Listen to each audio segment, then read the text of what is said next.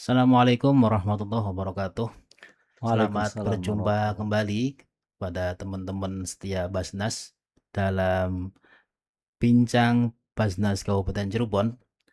Alhamdulillah dalam kesempatan yang berbahagia ini Bincang Podcast Basnas akan sedikit membahas tentang isu-isu yang mungkin sedang hangat diperbincangkan oleh para tokoh, para ulama, yakni terkait permasalahan pembayaran dam, apakah nanti boleh di luar tanah haram. Oleh karena itu, dalam kesempatan yang berbahagia ini hadir di studio beliau Ketua Basis Kabupaten Cirebon. Beliau adalah salah satu pengasuh Pondok Pesantren Kempek. Beliau Bapak Kiai Haji Ahmad Zaini Dahlan. Selamat siang, Pak. Selamat siang, selamat siang. Beliau merupakan sosok yang adem, yang kritis, dan sangat tegas apabila melihat fenomena-fenomena sosial umat. Oleh karena itu, nanti kita akan bahas terkait masalah isu yang sedang diperbincangkan ini dengan beliau. Baik, Bapak Ibu serta pemirsa, mari kita perkenalkan dulu, kita salam dulu dari Pak narasumber kita pada beliau Pak Haji Ahmad. Silahkan Pak Haji. Assalamualaikum warahmatullahi wabarakatuh. Saya seperti yang diperkenalkan oleh host ya. Saya Ketua Basnas Kabupaten Cirebon, Ahmad Zaini Dahlan. Nah, dalam hal ini kami tertarik untuk membincangkan atau mengobrolkan tentang kontroversi berkaitan dengan pembayaran dam. Ya, sebenarnya kita juga dalam rangka ikut urun rembuk, memancing perdebatan yang lebih intens, sehingga keputusan-keputusan hal-hal yang berkaitan dengan publik itu nanti bisa manfaatnya dirasakan oleh masyarakat luas, Pak Koyem. Jadi ini bukan berarti saya ahli dalam bidang ini, makanya Siap-siap Pak Haji. mari kita diskusikan bersama-sama. Saya pikir itu saja. Nah, ini Pak Haji, dalam kesempatan ini saya membawa dua hasil dokumen, hasil musyawarah. Yang pertama hasil musyawarah dari MUI terkait permasalahan dam. Di dalam MUI menegaskan bahwa tidak diperbolehkan untuk melakukan penyembelihan dam di luar tanah haram. Sedangkan dokumen yang kedua ini juga salah satu majelis tarjih ataupun juga dari surat edaran Kemenhaj yang mengatakan bahwa penyembelihan penyembelihan dam itu boleh di luar tanah haram. Nah, kita melihat dua polemik ini kan kalau kita sebagai mata orang awam kan sedikit bingung mana yang mau kita pegang, apakah dari MUI ataupun dari Kemenhaj. Mungkin Pak Haji mungkin punya sebuah pendapat ataupun sikap untuk menyikapi ini. Silakan Pak Haji. Terima kasih. Dari saya boleh kalau saya membicarakannya dari awal dulu ya. Iya. Jadi memang kewajiban dam itu, terutama dam tamattu dalam hal ini Ya, ya, betul, karena betul. rata-rata jamaah haji Indonesia melaksanakan haji tamattu ya. Dari dam tamattu itu adalah kewajiban seseorang yang berhaji dengan cara tamattu, yaitu dengan mendahulukan umroh ketimbang pelaksanaan hajinya. Jadi seperti yang disebutkan dalam Al-Quran, faman tamatta fil umratil haji famastaisara minal haji. Jadi barang siapa yang berhaji tamattu, dan itu rata-rata jamaah haji Mayoritas ya. mayoritas Iya. jamaah haji Indonesia melaksanakan haji tamattu, maka hendaknya untuk menyembelih sesuatu yang mudah baginya, itu kurban. Sebenarnya bagi mereka yang tidak mampu juga ada alternatif, yaitu dengan cara berpuasa ya. Iya, betul. Tapi tidak kita bahas dalam Iya. kali ini.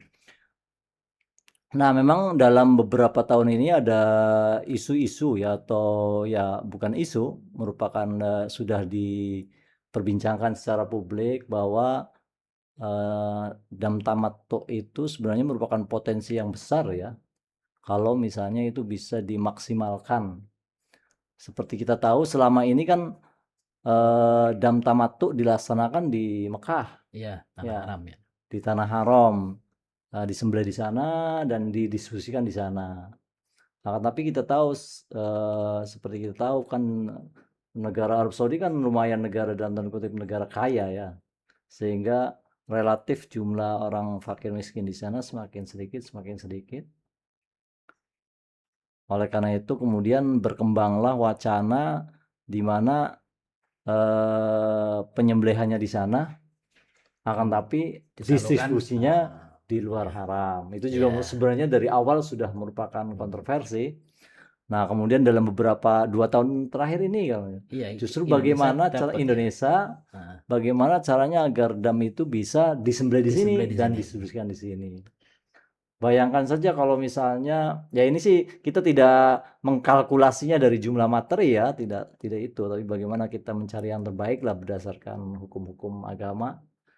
Kalau misalnya jemaah haji Indonesia minimal berapa jemaah haji Indonesia itu?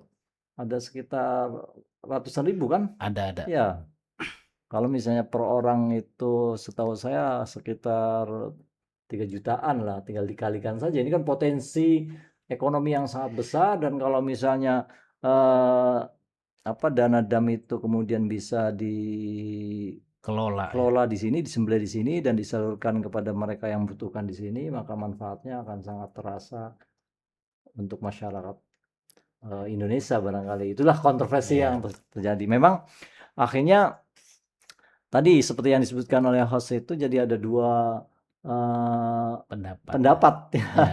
yaitu surat edaran dari Kemenhaj. Kemenhaj, Iya. justru dam tamattu itu boleh Boleh dilaksanakan di mana saja iya, ya. betul ya. Sedangkan fatwa MUI mengatakan bahwa dam tamattu itu harus dilaksanakan di Tanah haram. tanah haram. Nah, memang ini merupakan kontroversi yang besar ya, tapi bagi saya begini, jadi perlu juga Pak Qaim. Jadi perdebatan ulama setahu saya ya, mungkin bisa jadi saya salah, mohon. Iya. Jadi ada berarti pertama adalah berkaitan dengan penyembelihan dan pendiskusian daging itu. Iya. Ya. Jadi kalau irokoh istilahnya Iya, iroqatud dam. iroqatud dam itu memang kalau menurut madzhab Syafi'i iroqatud dam itu ya di tanah haram itu. Oh. Ya. Iya. Hanya ya dengan berbagai dalil tentunya. Salah satunya hajjam balighul Ka'bah kan. Betul. Untuk diberikan kepada Ka'bah, dan kita tahu bahwa Ka'bah itu ada di tanah haram, sehingga iroqahnya harus di di tanah haram. Tapi kemudian pendiskusiannya juga madzhab Syafi'i mengatakan bahwa seharusnya di tanah haram. Ya. Sepanjang masih ada fakir miskin betul, ya. ya. Ya, karena itulah tujuannya adalah seperti itu. Tapi kemudian ada kemungkinan-kemungkinan lain, saya pikir dalam madzhab Syafi'i juga pendapat-pendapat yang lain, bahwa penyembelihan tetap harus di tanah haram, akan tapi ketika ada alasan-alasan tertentu yang berdasarkan tentunya alasan-alasan yang rasional dan berdasarkan kemaslahatan, maka pendiskusinya nanti boleh dilimpahkan di luar haram.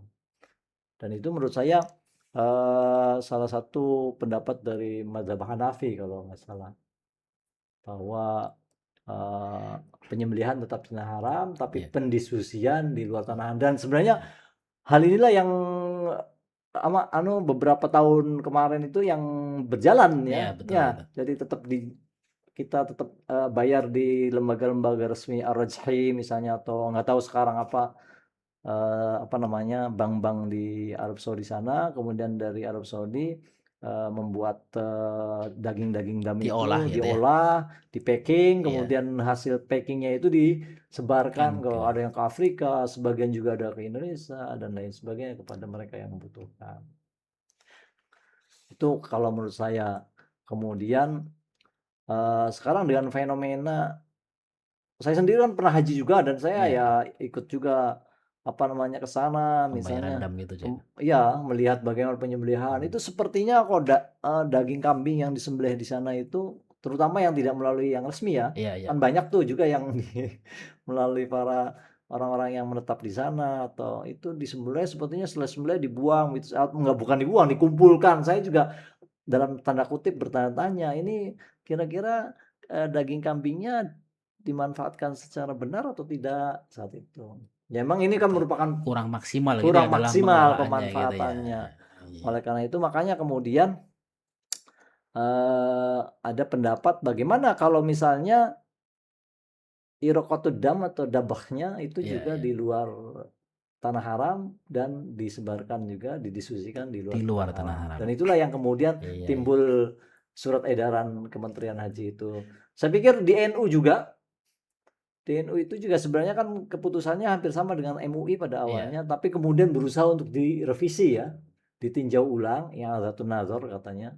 Karena apa? Karena ya berkaitan dengan ini fenomena bahwa apa namanya, pemanfaatannya kurang maksimal jika penyembelihannya di sana.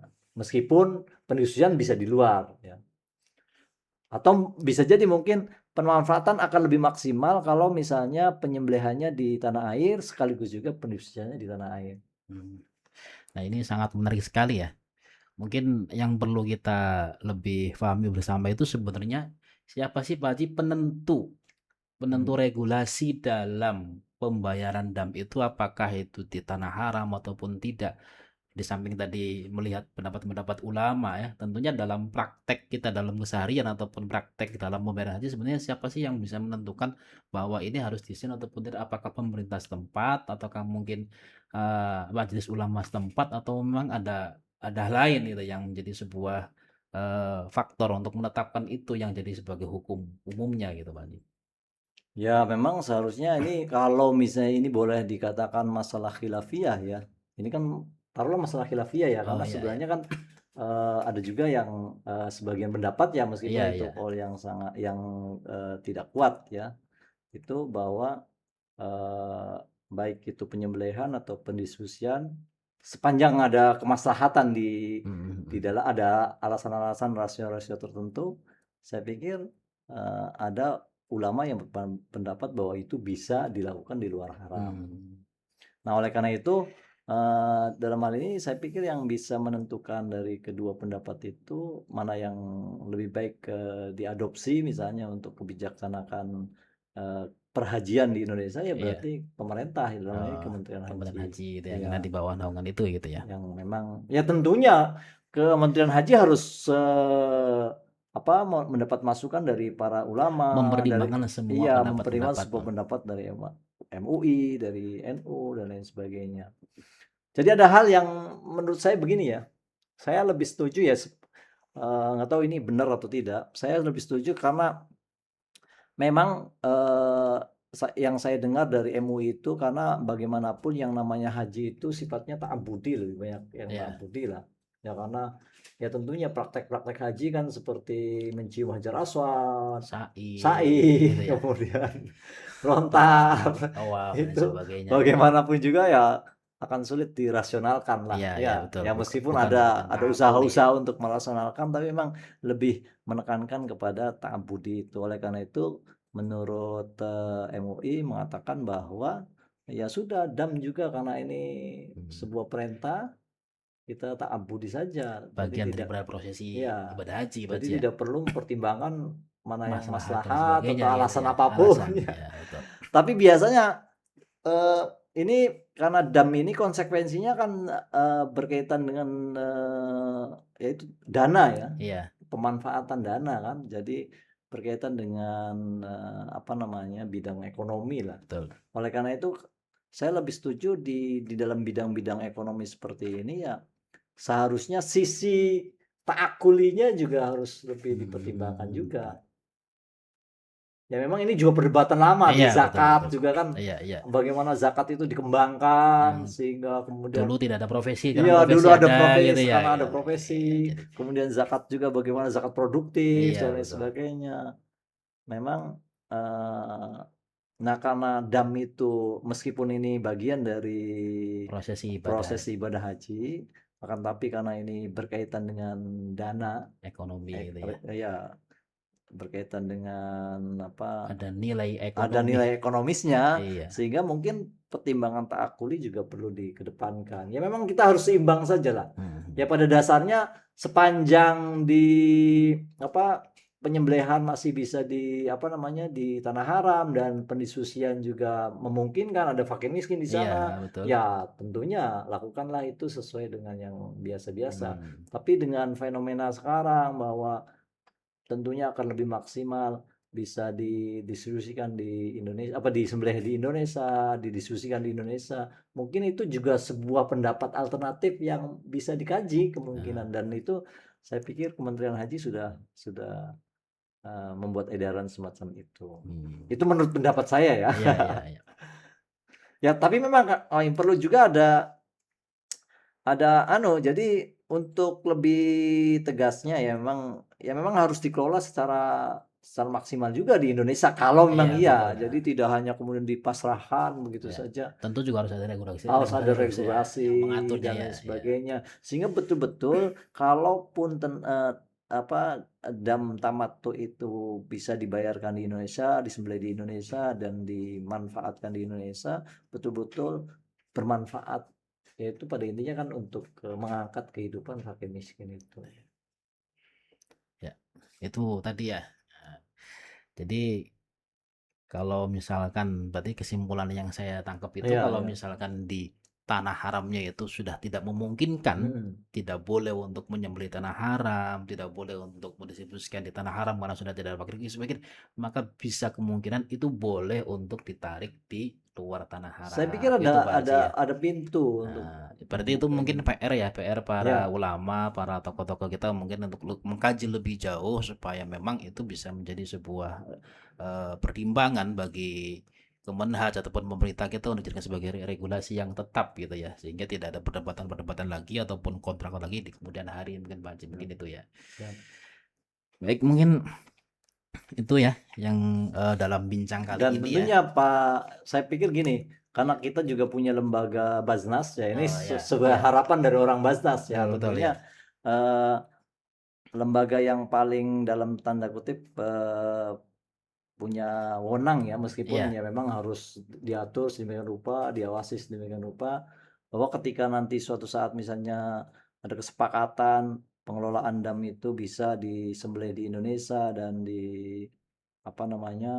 didistribusikan di Indonesia, maka saya pikir lembaga-lembaga seperti Baznas atau mungkin LAZ ya, Las gitu ya. lembaga Oh. amil zakat dari swasta itulah yang nanti berperan dalam bagaimana Mengelola caranya itu ya, mengelola dana dam itu pembayaran dam ibadah haji itu di untuk Indonesia gitu kemaslahatan ya. masyarakat di Indonesia. Tentunya di bawah naungan pengawasan Kemenhaj itu berarti Ya, ya, harus betul-betul betul. diawasi, Iya. apalagi ini kan dana publik, dana Betul keagamaan. ya, ya. Takut nanti ya sulitnya di Indonesia kan kadang-kadang trust-nya ini ya. Betul, betul. Iya, itu Melihat juga aduh. selama ini zakat dan sebagainya juga harus seperti itu Pak Haji ya, ya toh. Ya, tahulah, Pak Koim tahu sendiri lah kita Iya. sosialisasi zakat dan sebagainya selalu ada pertanyaan-pertanyaan, bagaimana ini pengelolaannya? Barangkali begitu. Ya, itu tadi ya, sedikit bincang-bincang terkait masalah isu yang sedang hangat terkait masalah pembayaran dam.